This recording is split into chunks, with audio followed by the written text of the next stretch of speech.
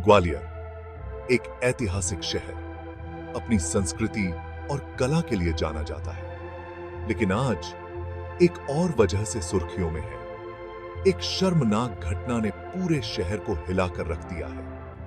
एक 21 साल की लॉ स्टूडेंट, जिसकी जिंदगी अब एक भयानक सपने में बदल गई है। उसके साथ जो हुआ वो दिल दहला देने वाला है। उसकी सहेली का भाई उसके साथ इतनी गिरी हरकत कैसे कर सकता है? 6 महीने तक वो उस दरिंदे की हवस का शिकार होती रही। हमारे समाज का यही कड़वा सच है। जहां बेटियां सुरक्षित नहीं हैं, वहां कानून व्यवस्था पर सवाल उठना लाजमी है। क्या ग्वालियर वाकई इतना पत्थर दिल हो गया है, या फिर यह महज एक और घटना है जिसे दबा दिया जाएगा? पीड़िता की सहेली का भाई सिद्धार्थ इस घिनौने कृत्य का मुख्य आरोपी है। उसने न सिर्फ खुद इस लड़की का शोषण किया, बल्कि अपने दोस्तों को भी इस गंदे काम में शामिल किया। एक के बाद एक दरिंदे आते रहे और इस मासूम लड़की को अपनी हवस का शिकार बनाते रहे। जान से मारने की धमकियां, समाज में बदनामी का डर, इस लड़की के पास चुप रहने के अलावा कोई रास्ता नहीं था। हर दिन, हर पल उसके लिए एक सजा बन गया था। उसे अपने लोगों पर से भी भरोसा उठ गया था। उसकी सहेली, जिसके भाई ने यह सब किया, वो भी चुप रही। क्यों? क्या उसे डर था, या फिर वो इस सब में शामिल थी?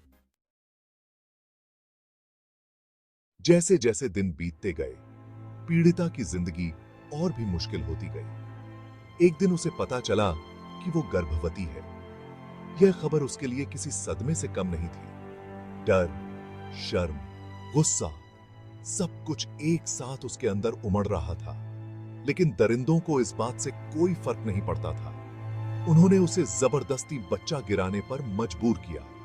उसकी मर्जी, उसकी जिंदगी, उसके हक, सब कुछ कुचल दिया गया। बच्चा गिराने के बाद भी उसका शोषण जारी रहा।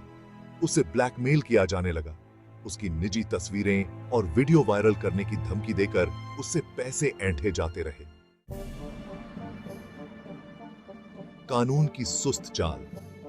इस पूरी घटना में सबसे हैरान करने वाली बात यह है कि पुलिस कितनी सुस्त रही। शिकायत दर्ज कराने के बाद भी कार्यवाही करने में देरी की गई। ऐसा क्यों होता है? क्या हमारे देश में न्याय मिलना इतना कठिन है? क्या पीड़िता को तब तक इंसाफ नहीं मिलेगा जब तक मामला मीडिया में नहीं आ जाता? ग्वालियर पुलिस को अपनी गिरफ्तारी दिखाने की जरूरत नहीं है, बल्कि पीड़िता को न्याय दिलाने की जरूरत है। और यह न्याय तभी मिलेगा जब दोषियों को कड़ी से कड़ी सजा मिलेगी। समाज की चुप्पी, न्याय की आस। यह मामला सिर्फ एक लड़की के साथ हुए अत्याचार की कहानी नहीं है। यह हमारे समाज पर एक बड़ा सवाल है। हम कैसे चुप रह सकते हैं जब हमारे बीच ऐसी घटनाएं होती रहती हैं? क्या हम इतने बेरहम हो गए हैं? हमें बदलना होगा। हमें आवाज उठानी होगी। हमें पीड़ितों के साथ खड़ा होना होगा। न्याय की लड़ाई में उनका साथ देना होगा, क्योंकि चुप्पी भी एक तरह की हत्या है। और हम सब जानते हैं कि हमें हत्यारा नहीं बनना है।